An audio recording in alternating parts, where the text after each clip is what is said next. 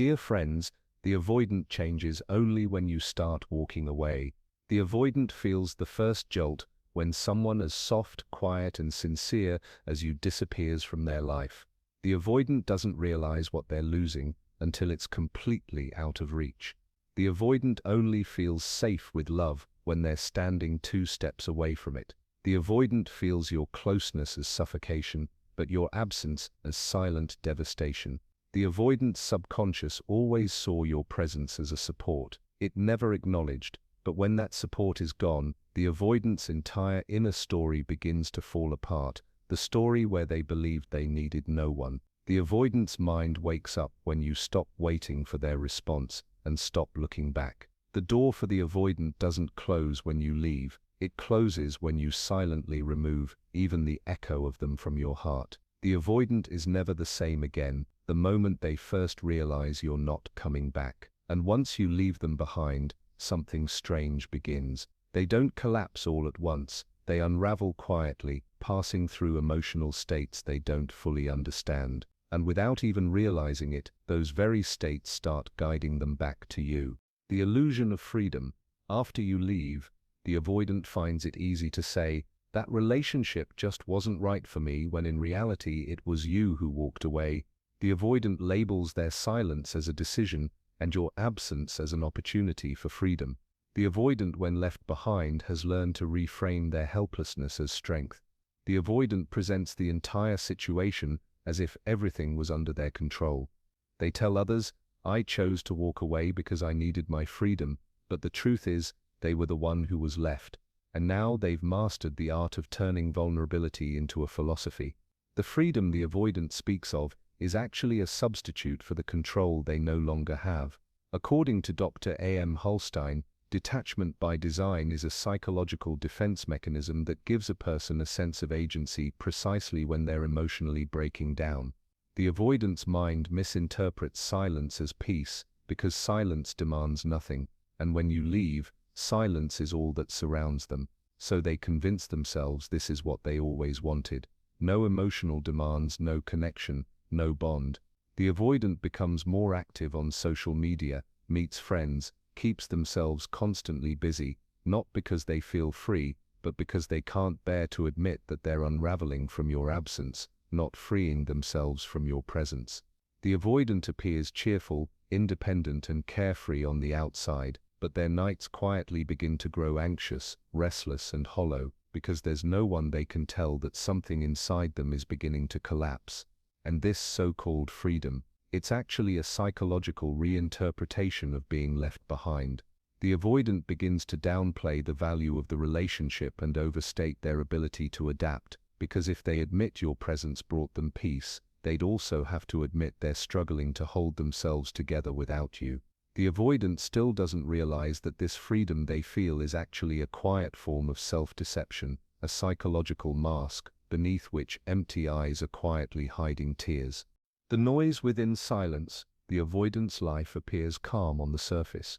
Conversations have ended, chat threads are erased, and everything seems to be under control. But inside the avoidant, a noise begins to rise, a noise that cannot be put into words, a silent noise that no one else can hear, but that shakes everything within. The avoidant believes they are free, yet there's a strange weightlessness in this freedom. There is no sadness, but also no joy, no one close, no demands, but still, a hollow echo remains in everything. The avoidant slowly begins to realize that silence isn't just the absence of sound, it's a living thing. And over time, it starts to whisper, then scream. The avoidant moves through daily life, work, friends, activities, doing everything as usual. But inevitably, a moment comes, an old song, a familiar hour, or a specific object suddenly pulls them back into the memory of you. It's not just a memory of a person, but of the emotional depth they kept denying. The avoidant tries to label this inner noise as anxiety, boredom, or even weather changes, because they avoid the one word that would reveal the truth. Longing. The avoidant now lives with a growing dissonance, quiet on the outside, but full of questions inside. Did she really leave? Am I still on her mind? Did she finally realize how empty I truly was? The avoidant finds comfort in knowing you haven't posted anything, you haven't followed anyone new, you've remained invisible, because that keeps their story intact.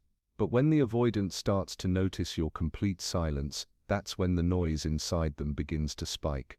The kind of noise that whispers, if you're truly gone, then why does this so-called peace feel so restless now? The avoidant begins to feel tormented by the very silence they once believed was their shield. Now they exist in a strange contradiction, noise within silence, and complete isolation within that noise. The restlessness of emptiness. The avoidant's surroundings continue to move as usual.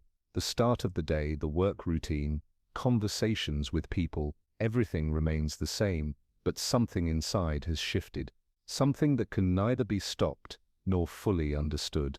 The avoidant begins to feel a quiet restlessness within, not tied to any specific event, nor linked to any obvious lack. This restlessness has no shape, it makes no sound, yet begins to dominate every emotional space. The avoidant doesn't recognize this state, because it's not a memory, it's not a trauma, it's just a blurry sense that something is missing. The avoidant often starts to feel alone, even when surrounded by others, as if the body is present in a gathering, but the heart exists in another space, some silent dimension where everything feels suspended. The avoidant tries to chase away this restlessness through distractions, new experiences, new meetings, new interests, but nothing brings the same quiet comfort that used to come from someone's simple presence. The avoidant's mind starts drawing comparisons again and again. They begin to recall, unintentionally, those moments where they had felt emotional safety, even though back then, that safety had felt like pressure. The avoidant runs from these memories because they don't want to admit that the very thing they avoided was the same place that had once held them together. The avoidant's days now split into small internal questions. Do they still want to reach out? Has someone else taken my place? Is this emptiness permanent, or just temporary? The avoidant tries to label this restlessness as physical exhaustion, sleep deprivation, or just plain boredom, anything to escape themselves, but the echo inside doesn't stop. The avoidant, for the first time, begins to feel that what they had run from wasn't just a person, it was an emotional center that had been silently holding their emptiness together. The fracturing of the reflected self. The avoidant's outer life still appears balanced. They smile, go to work, carry on with daily life. But inside there is a space where silence has become a mirror, and that mirror has now begun quietly revealing its cracks. The avoidant's subconscious holds the relationship now as an image, but that image is not whole, it's fragmented. Sometimes a touch resurfaces, sometimes a phrase, and sometimes that one silent moment when they were seen without words. The avoidant tries to understand the reflection that now flickers inside them in your absence. That reflection is no one else but a face of their own self, a part they first met in the intimacy of the relationship, but at the time, they turned their eyes away from it. The avoidant now begins to realize that their entire independence was just a beautiful shell, and inside it lived an underdeveloped self. And now, after your departure, that shell has started to quietly crack. The avoidant's mind goes back to that one moment when someone first tried to listen to their silence. They didn't want anyone close, but now it's those very close moments they remember most vividly. The avoidant watches themselves breaking, not through a dramatic outburst, not through any single event, but through that silent reflection that slowly starts to take shape in solitude. The avoidant now feels an inner emptiness that can't be filled from the outside, not through friends, not through busyness, not even through new connections. The avoidant now finds meaning in every old phrase that once felt like a burden.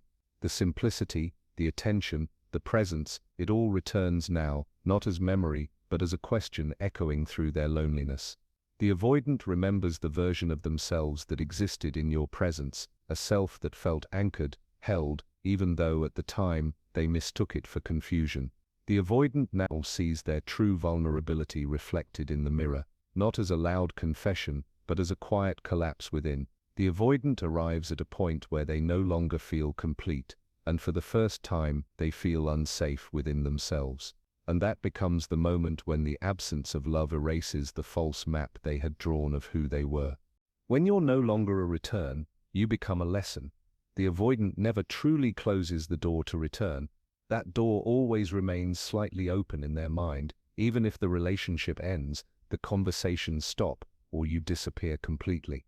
The avoidant revisits that door when life reaches a dull turn, when a new connection begins to feel colorless, when no one else tolerates them the way you did. That's when they start thinking about opening that door again. The avoidant's return is often not driven by love, but by a quiet panic, a fear that you might really be gone, a fear that the emptiness once filled by your memory might now become permanent silence. The avoidant labels their return as realization, but in truth, it's an inner alarm, a signal that their emotional safety net is slipping away. The avoidant often returns, claiming they've changed, new words, new promises, maybe even a little vulnerability. But the avoidant's return can only be real if they reach down to the root of the fear that made them leave in the first place. The avoidant rarely knows how to express emotion, they just come back, searching your face for that old comfort that might no longer be there. The avoidant holds a contradiction inside, a longing for closeness and a habit of running from it. That's why their return is often subtle, a meme, a neutral message, a casual reply that isn't really casual at all.